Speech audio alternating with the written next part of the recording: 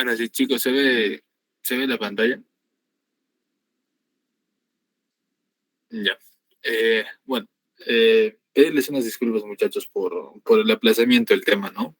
Ha sido una semana un poquito complicada respecto a los exámenes, ¿no?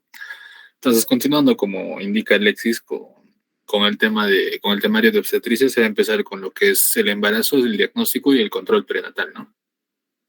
Respecto a lo que es la fisiología, vamos a tener primeramente el desarrollo de lo que es el periodo del desarrollo humano, ¿no? Que se menciona en este caso que el periodo embrionario, que se va a dar de las 0 a las 3 semanas, es la formación principalmente de la fecundación, ¿no? En este caso del huevo cigoto, y el paso a través de su desarrollo o la división celular, ¿no? De 2 4 8 12 16 o 32 células, ¿no? Que es la formación de la mórula, o la blástula en el caso de que llegue a implantarse en el endometrio, ¿no? Secretor. Y por último, lo que es la gástrula, ¿no? Que en este caso va a ser la migración celular, ¿no? En la segunda etapa tenemos el periodo embrionario, que es el más importante, ¿no? Que se da de la semana 3 a la semana 8, que va a ser el periodo de organogénesis, ¿no? Que va a ser el desarrollo de todos los órganos a nivel fetal, ¿no? Y por último tenemos el periodo fetal o de crecimiento, donde es la maduración, ¿no? Se va a dar la maduración, ¿no? Del crecimiento fetal, el cual se da de la semana 8 a la 38, ¿no? Respecto a lo que es la fecundación, como bien se sabe, esta se va a dar en el tercio externo de la ampolla, ¿no? Aproximadamente a las 24 horas. Eh, y bueno, la primera etapa que va a ser es cuando el espermatozoide cruza las células de la corona radiada, ¿no? Mediante lo que es la enzima hialuronidasa. Y bueno, la segunda etapa va a ser, en este caso, que es atravesar, ¿no? Lo que es la zona pelúcida, ¿no? En la cual van a haber dos tipos de reacciones, ¿no? La reacción acrosomal, que se da por dos enzimas, ¿no? La acrosina y la espermolicina, ¿no? Y la reacción de zona cortical, que se va a dar la liberación de diferentes lisocimas que van a evitar lo que es la poliespermia, ¿no? Y como tercera etapa tenemos lo que es la fusión de los pronúcleos o los singamia, ¿no? Que es la fusión del material genético en este caso, ¿no? Dentro de lo que es la implantación en forma de blástula en el endometrio secretor, vamos a tener dos, el sincito trofoblasto y el citotrofoblasto, ¿no? En este caso, el citotrofoblasto va a ser encargado de producir lo que es la beta-HCG, ¿no? Y el citotrofoblasto se va a clasificar en dos, ¿no? El trofoblasto, que va a ser la placenta propiamente dicha, ¿no? Y el embrioblasto que va a generar a lo que es el feto, ¿no? Respecto a lo que son los anexos dentro de lo que es el embarazo, bueno, primeramente tenemos al saco vitelino, ¿no? En este caso, el saco vitelino se va a encargar de lo que es la nutrición del embrión, ¿no? Y también se menciona de que se encarga de lo que es la hematopoiesis mesoblástica, ¿no? Y lo que son a nivel de las células gonadales, lo que es la ovogonia y la espermatogonia, ¿no? Y se llegó a mencionar en una bibliografía que el saco vitelino también está encargado de producir lo que es la alfa-fetoproteína, ¿no? Que también sirve como un marcador de cáncer de testículo, ¿no? Luego tenemos a lo que es el alantoides, que su presencia va a ser la formación del uraco, ¿no? Y el cordón umbilical, ¿no? Que como bien se sabe, consta de una vena, que es la encargada de llevar el oxígeno, ¿no? Y posteriormente su rezago va a dar a lo que es el ligamento de Teres o el ligamento endorredondo del hígado, ¿no? Y las dos arterias que están encargadas de llevar el CO2, las cuales como rezago dejan al ligamento umbilical o las arterias vesicales superiores, ¿no? Ambas van a estar rodeadas por lo que es la gelatina de Wharton, ¿no? Que va a estar compuesta de glucosaminoglicanos y colágeno tipo 4, ¿no? Eh, bueno, existen malformaciones congénitas a nivel también de lo que es el cordón umbilical, ¿no? La cual va a ser la presencia de una arteria y dos venas, la cual pueden ser malformaciones congénitas digestivas o ginecourinarias, ¿no? A nivel de recién nacido y que van a ser diagnosticadas mediante una ecografía abdominal, ¿no? Respecto a lo que es el líquido amniótico, bueno, se menciona de que este tiene un pH de 7.4, ¿no? Y que tiene un origen materno menor a las 20 semanas y un origen fetal mayor a las 20 semanas, ¿no? El punto de corte es 20 semanas, ¿no? y que se va a excretar mediante lo que es la deglución, ¿no? Fetal, ¿no? Y tiene como función el ser termorregulador y el desarrollo de los pulmones, ¿no? Bueno, a nivel de lo que es la placenta ya también, está generada, ¿no? Por el trofoblasto, como lo hemos mencionado, y tienen dos partes, ¿no? La decidua basal, que es materna, y la parte fetal, que es el corión frondoso, ¿no? Dentro de lo que es la placenta, bueno, tenemos las arterias espirales, ¿no? Que son ramas de lo que es la arteria uterina, ¿no? O la hipogástrica, ¿no?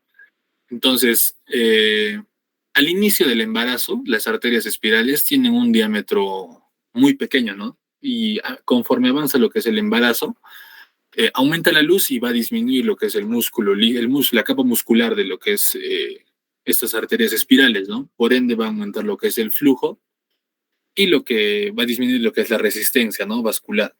Y eso se va a dar gracias a lo que es el factor de crecimiento de endotelio vascular y el factor de crecimiento placentario, ¿no?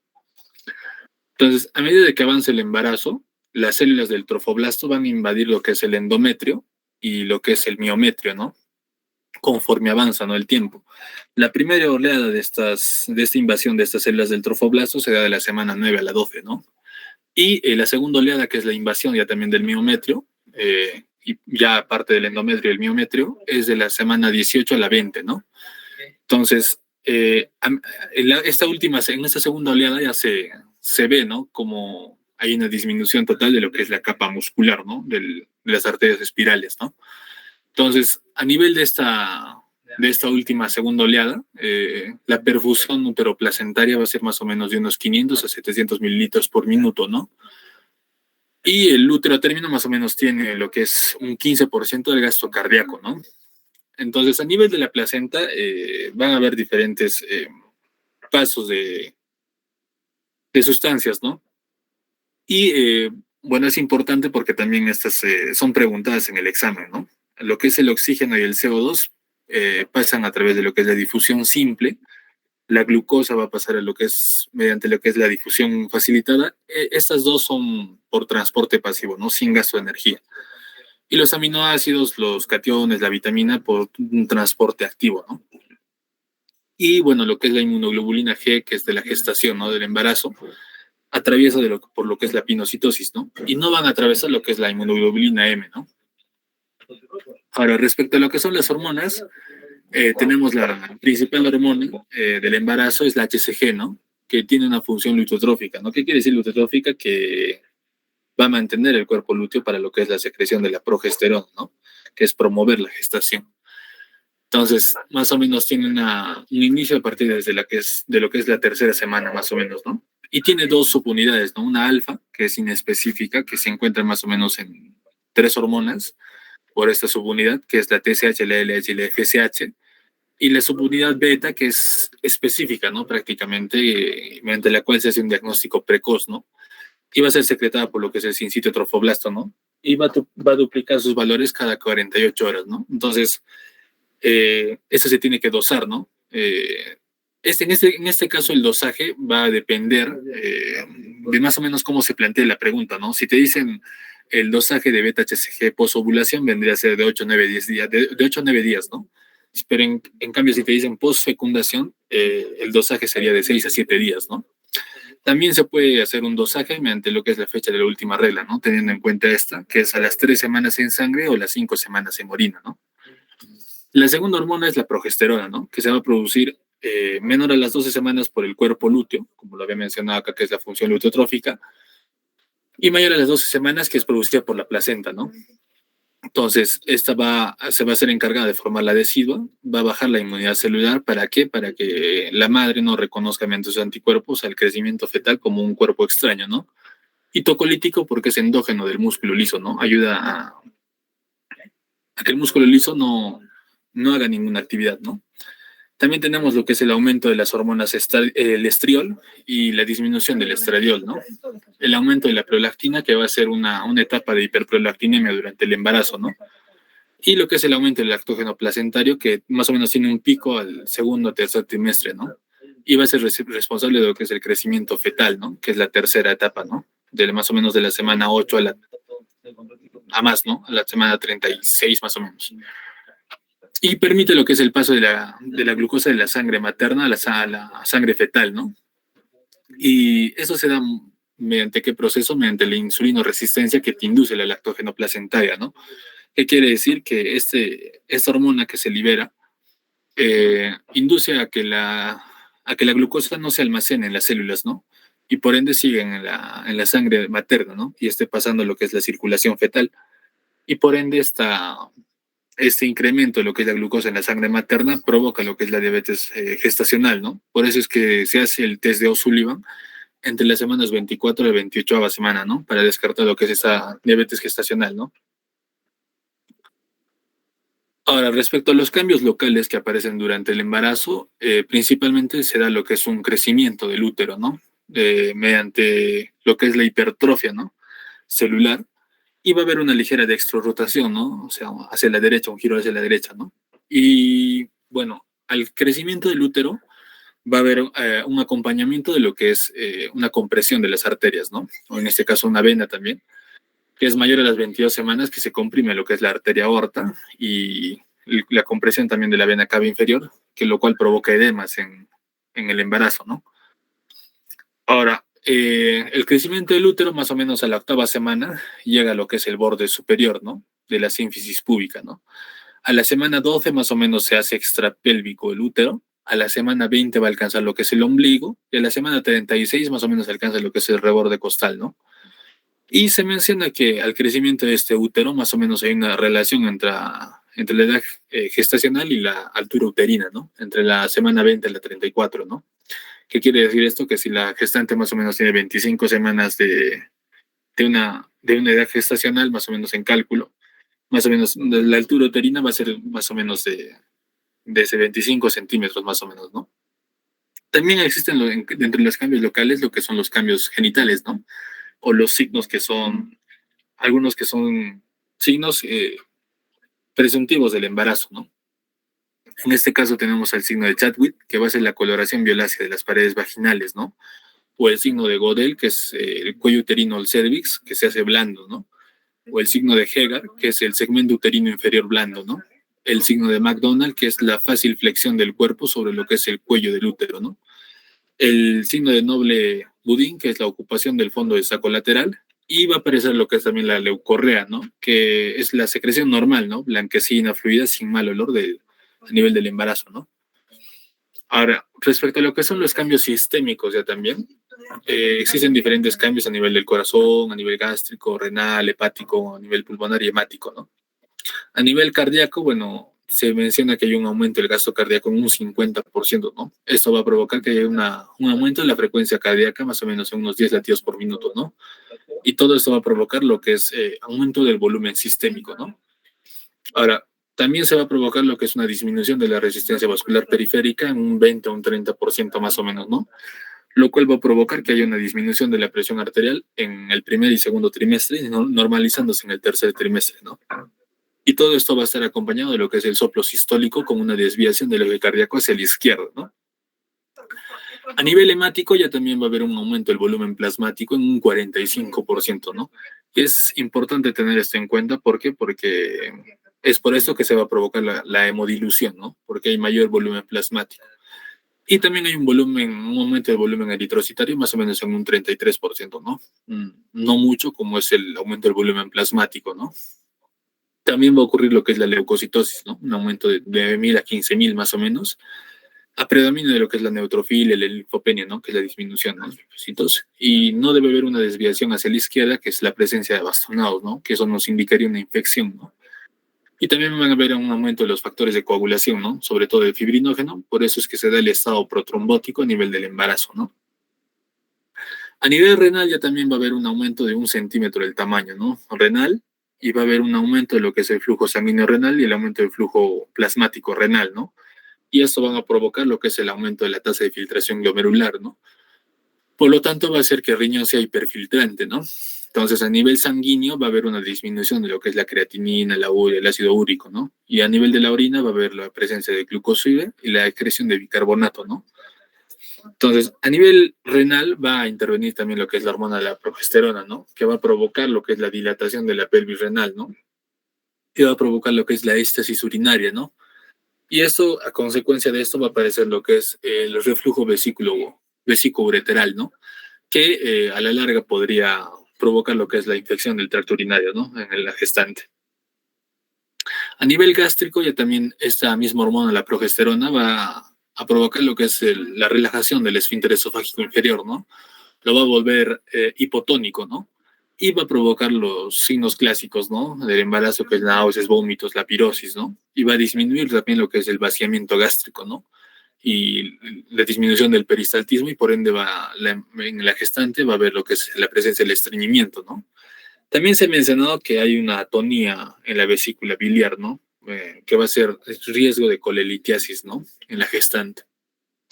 Ahora, a nivel hepático va a haber un aumento de 2 veces su valor normal, lo que es la fosfatasa alcalina, y una disminución de las proteínas, ¿no? Como en este caso la predomina la albúmina, ¿no? Y se van a mantener constantes los valores de las transaminasas, la bilirrubina o el tiempo de protrombina, ¿no? Y a nivel pulmonar va a haber un estado de hiperventilación, ¿no? Este estado de hiperventilación va a provocar que haya una disminución de la presión de CO2, ¿no? Y por ende, como es inversamente proporcional, va a haber un aumento de lo que es el pH, ¿no? Entonces esto va a provocar lo que es una alcalosis respiratoria, ¿no? Esta alcalosis respiratoria va a ser compensada, ¿por qué? Porque se llega a excretar lo que es el bicarbonato a nivel urinario, ¿no? Por eso es que se menciona que es compensada. Entonces, va a haber también lo que es un aumento en los volúmenes, ¿no? A nivel respiratorio, ¿no? Por un 40% del volumen tidal, ¿no? De 500 mililitros a 600 mililitros más o menos, ¿no? Y una disminución del volumen residual, ¿no? En un 20%, ¿no? De 1000 mililitros más o menos a un 800 mililitros más o menos, ¿no? Y se van a mantener constante la capacidad vital, ¿no? También hay lo que es una disminución de la capacidad pulmonar total, ¿no? Y se menciona de que va a subir el diafragma en unos 4 centímetros por el crecimiento uterino, ¿no? Por eso es que la paciente empieza a hiperventilar, ¿no? Ahora, respecto a lo que es el diagnóstico del embarazo, existen diferentes signos, ¿no? Los presuntivos, los probables y los de certeza, ¿no? Presuntivos, bueno, tenemos los signos clásicos, ¿no? Náuseas, vómitos, la polaquiuria, la irritabilidad, la somnolencia, ¿no? Y a nivel de la piel va a haber la línea bruna, ¿no? Que es esta línea que aparece a nivel del abdomen, ¿no? Una línea transversal cruzando el ombligo, ¿no? O el cloasma gravídico, ¿no? O las típicas estrías que aparecen en el embarazo, ¿no? Y a nivel de la mama, la mastodinia, ¿no? La tensión mamaria, ¿no? Signos probables tenemos, ¿no? La que es la menorrea secundaria, que es la principal causa de menorrea secundaria, vendría a ser el embarazo, ¿no? La beta-HCG positiva, el agrandamiento del útero, los cambios en los genitales, que son los signos, ¿no? Que les he mencionado, que es el signo de Chadwick, de Godel, de Hegar, ¿no? Y el signo del peloteo, ¿no? También, ¿no? Que son, bueno, la madre menciona que hay un tipo de movimiento, ¿no? Que es más o menos como lo interpreta la madre, ¿no? Por eso es un signo probable. O las contracciones de Braxton y Hicks, que son irregulares, ¿no? Que son presentadas en el falso trabajo de parto, ¿no? Y también se da lo que es como un signo probable, lo que es la percepción de los movimientos fetales, ¿no? Por parte de la madre, ¿no? Se menciona que las multíparas empiezan a percibir estos movimientos mayor a las 20 semanas, ¿no? Las nulíparas mayor a las 22 y las gestantes con obesidad mayor a las 24 semanas, ¿no? Respecto a los signos de certeza, tenemos a lo que es la ecografía transvaginal, ¿no? Que es la que principalmente nos da certeza de que hay un embarazo, ¿no? En la cual a las 4 semanas se puede evidenciar lo que es el saco gestacional, ¿no? A las 5 semanas lo que es el embrión, que es la longitud cefalocaudal, ¿no? A las 6 semanas los latidos cardíacos fetales, ¿no? Y las percepciones de los movimientos fetales por parte del médico ya también, ¿no? Que es un signo de certeza. Esto, chicos, sería respecto a lo que es el embarazo y el diagnóstico del embarazo. Respecto a lo que es el control prenatal, principalmente es la vigilancia y la evaluación integral de la gestante y el feto con acciones sistemáticas y periódicas, ¿no? Que van a ser destinadas a lo que es la prevención, el diagnóstico y el tratamiento, ¿no? De los factores que pueden condicionar, ¿no? Lo que es la morbimortalidad materna y la perinatal, ¿no? Entonces existe un control prenatal que es precoz, el cual es el primer control se debe realizar antes de las 12 semanas, ¿no? Ese es el precoz. Y el periódico es que hasta las 32 semanas se hace mensualmente, durante la semana 32 a la 36 se hace quincenal y desde la semana 37 se hace semanal los controles, ¿no? Integral porque se evalúa la parte física, psicológica y social y se identifica si es que hay una violencia familiar dentro del entorno, ¿no? En el cual vive la gestante, ¿no? Y la ampliación de la cobertura para la madre, ¿no? Entonces, la frecuencia de las atenciones prenatales, bueno, debe iniciarse lo más temprano posible, ¿no? Y debe ser periódica, continua, integral, ¿no? Y se considera como un mínimo que una gestante reciba por lo menos 6 atenciones prenatales, ¿no? Según el MINSA, de las cuales las dos primeras atenciones deben ser antes de las 22 semanas, la tercera entre la semana 22 y 24, la cuarta entre la semana 27 y 29, la quinta entre la semana 33 y 35, y el sexto control debería ser entre la semana 37 y la 40, ¿no? Entonces, la primera consulta prenatal no debe durar, o bueno, debe durar no menos de 20 minutos, ¿no? Eh, confeccionar la historia clínica de una manera amplia, ¿no? La anamnesis, en este caso la afiliación debería ser tomar en cuenta los antecedentes personales, ¿no? La hipertensión arterial, la diabetes, si es que la paciente cursa con una eh, enfermedad renal crónica, ¿no? O una insuficiencia, ¿no? Las cardiopatías o los antecedentes ginecobstétricos, ¿no? Si es que esta es multípara o cesariada o si ha tenido abortos, ¿no? O el cálculo de la edad gestacional, que lo más indicado es hacer el cálculo mediante la ecografía transvaginal, ¿no? En pacientes o en embarazadas con menores a 14 semanas, ¿no? Es el cálculo de la edad gestacional, ¿no? Y el examen clínico general, ¿no? A nivel de corazón, pulmones, riñones y mamas, ¿no? El examen obstétrico, tenemos que ver la edad de la paciente, ¿no? Menores a 15 años o los extremos, ¿no? Si es que es añosa también, ¿no? Mayor a 40 años. El consumo de fármacos o antecedentes quirúrgicos, sus inmunizaciones, el estilo de vida de la paciente, ¿no? Y las vacunas, ¿no? Que principalmente son colocadas en el embarazo, ¿no? La DTPA, diphtheria tetanopertussis, que se coloca entre la semana 27 y 36 semana, ¿no? La toxoide tisánica, la influenza, para la hepatitis B, ¿no? Y las contraindicadas en el embarazo, bueno, el sarampión, la parotiditis y la rubiola, ¿no? Que es importante tenerlo en cuenta estas porque estas también son preguntadas en el examen, ¿no? Las contraindicadas en el embarazo. Y a partir de la 28 semana, bueno, se debe determinar la situación, la posición, la presentación fetal y el número de fetos, ¿no? Entonces, existen las maniobras, ¿no? A partir de esta semana para emplearlas, ¿no? La cual es la maniobra de Leopold. Que la primera maniobra es la situación, ¿no? Que la mnemotecnia se pone preciosa y enojona, ¿no? Que es la primera maniobra es la situación, ¿no? Que es la relación del eje del feto con el eje de la madre, ¿no? La segunda maniobra es la posición, que es la relación del dorso del feto, ¿no? Si está izquierda o derecha. Y la tercera maniobra es la presentación, ¿no? El polo, ¿no? Cefálico, si es que es cefálico o podálico, ¿no? Y el encajamiento que vendría a ser la cuarta maniobra, ¿no? Que es, se examina mirando los pies de la madre, ¿no? En este caso. Y bueno, tenemos que tener también en cuenta los criterios de hospitalización, ¿no? Si es que está en trabajo de parto o las complicaciones del embarazo, ¿no? La patología obstétrica o si es que ha habido accidentes o traumatismos, ¿no? Que son criterios de hospitalización. Y hacer un seguimiento en el embarazo, el control prenatal en gestantes sin factores de riesgo, se debe hacer, ¿no?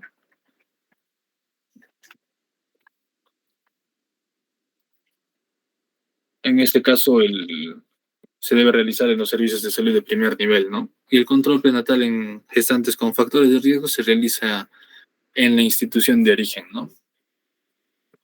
Esta es la historia clínica perinatal, ¿no? Los cuales se ven los antecedentes, ¿no? Familiares, personales, los obstétricos, las gestas, si es que ha habido gestas previas, abortos, o si es que los partos han sido vaginales o por cesárea, ¿no? Sus nacidos vivos, o también se toman en cuenta los nacidos muertos, ¿no? En este caso, los de los fetos, ¿no? También la gestación actual, ¿no? El peso. Bueno, esta tabla, chicos, lo he puesto del librito, el resumen de la vía memo, ¿no? Que me parece importante, que son las actividades que se toman en cuenta durante las 6 controles, ¿no? Que son, según MINSA, como mínimo, ¿no? Para los controles prenatales en el embarazo, ¿no? La prueba de embarazo, en el primer control, el cálculo de la menorrea, ¿no?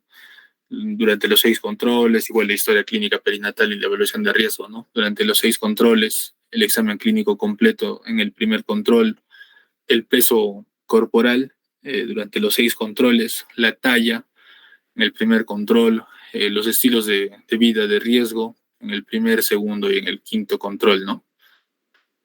Y bueno, la susceptibilidad de la rubiola, ¿no? En el primer control, la vacuna antitetánica en el segundo, en el tercer o cuarto control, ¿no? El examen odontológico de mamas, el examen ginecológico, la colposcopía, el grupo sanguíneo, el detectar esto, toxo o la detección de VIH, ¿no? En los primeros controles. Y igual, ¿no? Hacer un reexamen, ¿no? En el cuarto y quinto control de la toxo y la VIH, ¿no? Respectivamente. Igual, ¿no? La determinación de hemoglobina en el primer y en el cuarto control, ¿no? La suplementación con hierro y ácido fólico en todos los controles, ¿no? Durante todos los controles, ¿no? En los 6 controles. Y se menciona que el ácido fólico debe ser empleado con 3 meses de anticipación en el embarazo, ¿no? La detección de sífilis, chagas, paludismo en los primeros controles, ¿no? El cultivo de orina en el primer y cuarto control, detectar si es que la paciente está cursando con una diabetes, ¿no? En el primer control, igual repetir, ¿no? En el quinto control, ¿no? Detectar infección por estreptococo, ¿no? El grupo B. En el quinto control y, bueno, los contenidos educativos para el parto y la lactancia, ¿no? Igual que la determinación de la presión arterial se hacen durante todos los controles, ¿no? La evaluación del crecimiento fetal a partir del tercer control, la evaluación de lo que es el líquido amniótico, ¿no? Eh, a partir también de lo que es el tercer control, el diagnóstico de la vida fetal en el tercer control, y la evaluación de la capacidad pelviana, ¿no? En el último control, ¿no? Antes del parto, y la consejería y provisión de anticoncepción igualmente, ¿no? Antes del último, ¿no? Para una siguiente gesta, ¿no? Y eso sería todo, chicos, respecto al tema de embarazo y diagnóstico y control perinatal, ¿no? Continuamos con lo que son las preguntas, ¿no? Con respecto a la fase 2 de la fecundación, ¿qué sucede cuando el espermatozoide entra en contacto con el óvulo, ¿no? ¿Alguien, chicos?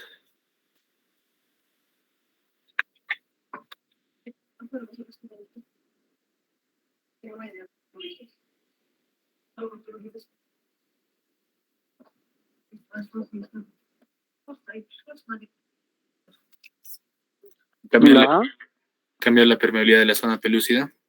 Cambia, bueno, en este caso la permeabilidad de la zona pelúcida.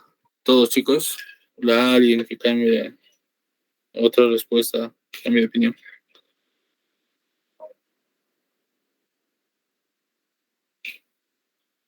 Bueno, en este caso sí, ¿no? Cambia la permeabilidad de la zona pelúcida, ¿no? Como les había mencionado, bueno, ese se va a dar en la fase 2, ¿no? Que es la reacción acrosomal, ¿no?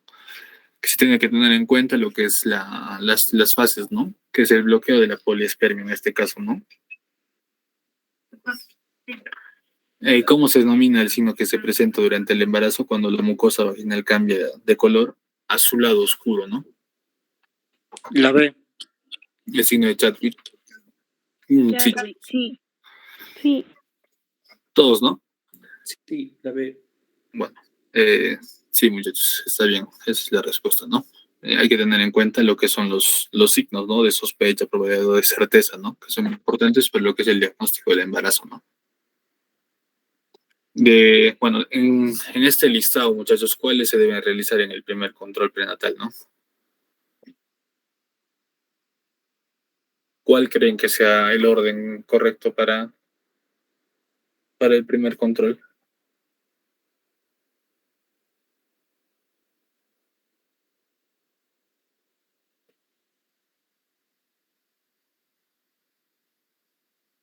Yo digo la D.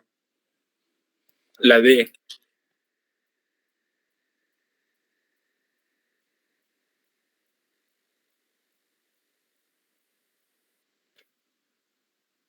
¿Alguien más, chicos?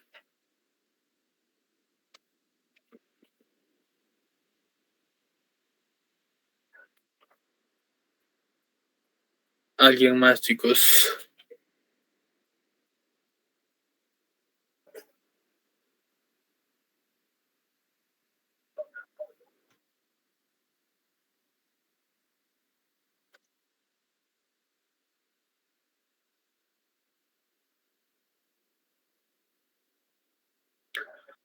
Bueno, en este caso el orden sería la B, ¿no?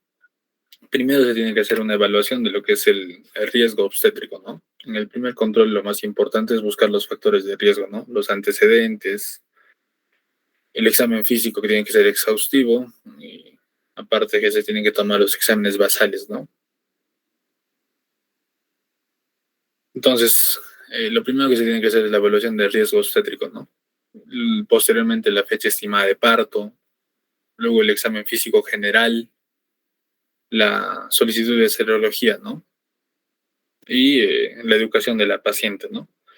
¿Por qué no se solicita alfa-fetoproteína? Porque eso es en pacientes con factores de riesgo, ¿no? No tiene nada que ver acá. ¿Qué más? ¿Por qué no se solicita el test de tolerancia a la glucosa? Bueno, podría ser también, podría entrar en lo que es en este listado, pero no lo ponen como alternativa, ¿no? O dentro de la alternativa, que es la más completa, sería hacer la B, ¿no? Entonces, se menciona en las guías que a partir del 2012 se hace un descarte de lo que es la diabetes mellitus en el primer control, ¿no? Con 75 gramos de glucosa, ¿no? Ya sea pre o postprandial a todas las gestantes, ¿no? Entonces, si sale bien, se espera, ¿no? Hasta la semana 24 o 28, ¿no?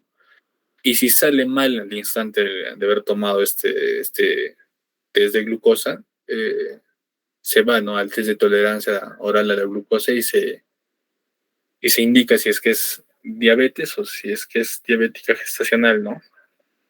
Y no se solicita también el test de CUMS porque es solo en procesos de isoinmunización, ¿no? Con factores de RH, ¿no? El grupo sanguíneo.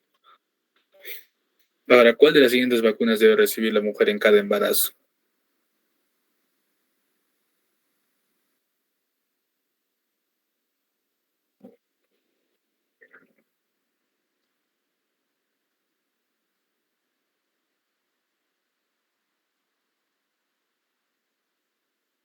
¿Alguien, chicos? La A. Varicela. ¿Alguien más, chicos? Triple vírica. ¿Alguien más, chicos?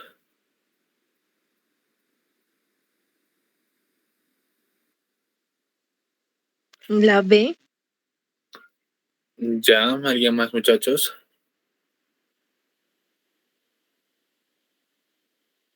La B. La La B. B. Ya, chicos, sí, en este caso vendría a ser la respuesta a la B, ¿no? Difteria, tétano, pertusis, ¿no? Como les habíamos mencionado en la exposición, que era se daba entre la semana 27 a la 36, ¿no? Que es una única dosis intramuscular, ¿no? Entonces hay que tener en cuenta esta, ¿no? Que es la principal vacuna, ¿no? Que se aplica en el embarazo.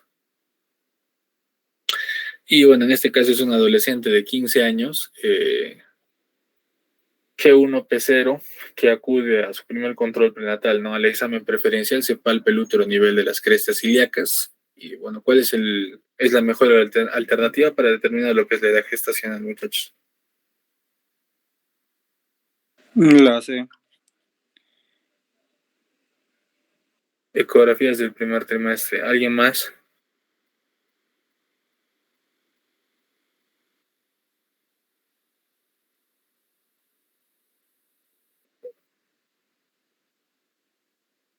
La C. Sí, la C. Sí. Sí, muchachos. Bueno, la respuesta es no, ecografías del primer trimestre, ¿no? ¿Por qué? Porque, bueno, la fecha de última regla tiene un margen de error más o menos de 3 semanas a 2 meses, ¿no? La ecografía transvaginal tiene un margen de error mínimo, ¿no? De 3 a 5 días, ¿no? Que está dentro de la semana. La ecografía pélvica ya también que lo que hace es evaluar, ¿no? El diámetro biparietal tiene un margen de error de 7 días a 14 días, ¿no? Y la ecografía abdominal que va a medir lo que es la longitud femoral, la circunferencia abdominal o la circunferencia cefálica tiene más o menos un margen de error de 2 semanas a 3 semanas, ¿no? Entonces, lo más recomendado es realizar una ecografía transvaginal dentro de lo que es el primer trimestre, ¿no? Para determinar lo que es la edad gestacional, ¿no? Y eso sería todo, muchachos.